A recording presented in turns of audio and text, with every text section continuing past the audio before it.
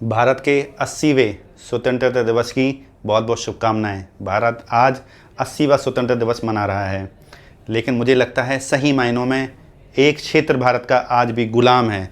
आपको लग रहा होगा कि भारत तो पूरा आज़ाद हो चुका है, फिर ये गुलामी की बात कैसे आ रही है। जी हाँ, भारत में करीब 2.5 करोड़ की आबादी वाला एक क्षेत्र जिसका नाम है बुंदेलखंड, वो आज भी गुलाम है बेरोजगारी का, गरीबी का, पलायन का, इसके साथ साथ कुपोषण का, शिक्षा की कमी का और अच्छी रोडों का। विकसित नहीं हो पाया है बुंदेलखंड। इसके सिर्फ यही रीज़न है कि बुंदेलखंड आज गरीबी की मार बहुत बुरी तरह से झेल रहा है।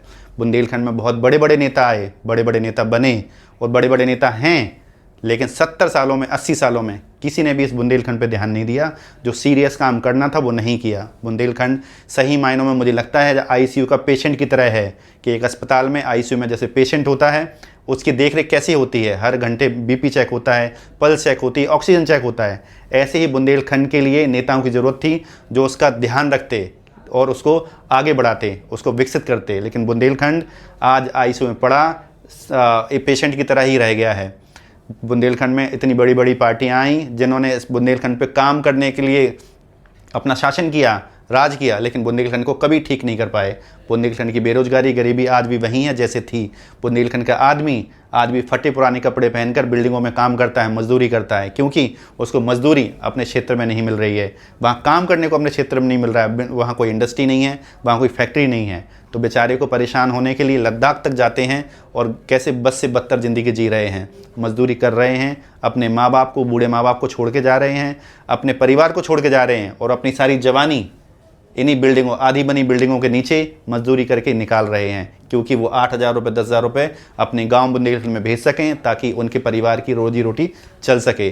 कितनी शर्म की बात है कि इतने सालों बाद भी बुंदेलखंड में, बुंदेलखंड के लोगों के लिए रोज़गार नहीं है। गरीबी इतनी ज़्यादा है कि सुबह खा लिया तो शाम का नहीं है।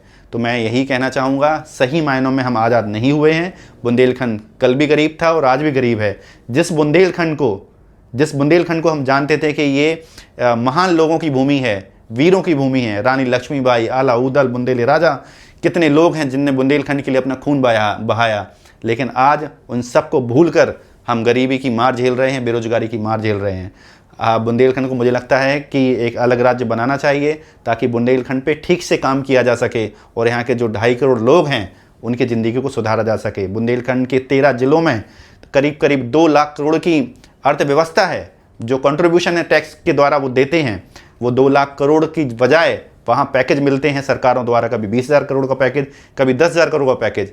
अरे 2 लाख करोड़ की अर्थव्यवस्था है तो 2 लाख करोड़ ही बुंदेलखंड में क्यों नहीं लगाए जाते? ये तभी संभव होगा जब बुंदेलखंड एक अलग राज्य बनेगा। तो सभी को बहुत बहुत शुभकामनाएं, हम इस पर काम करेंगे। जय बुंदेलखंड, जय भारत।